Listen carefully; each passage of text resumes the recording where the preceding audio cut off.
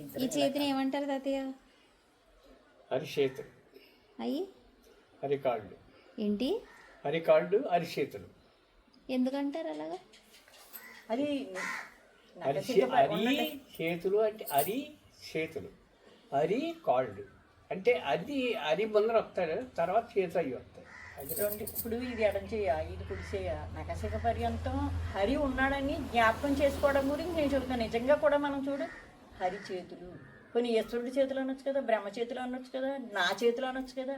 ఎందుకను ప్రతి ఒక్కళ్ళలోని కూడా అది పుట్టుకలోంచి వచ్చింది.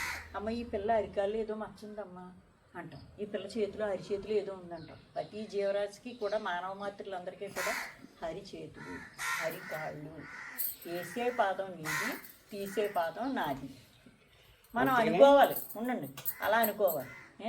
పొద్దున్నే లెగ్గానే ఇలా అనుకుని కళ్ళు మీద చేతులు వేసుకుని కరాగ్ర వస్తే లక్ష్మి, కరమధ్యే సరస్వతి, కరమూలే సిద్ధ గౌరి అంటే సరస్వతి, గౌరీదేవి, లక్ష్మీదేవి అరిచేతిలోనే ఉన్నారని పెద్దలు జ్ఞాపకం చేసుకుని నిజం కూడా అంతే.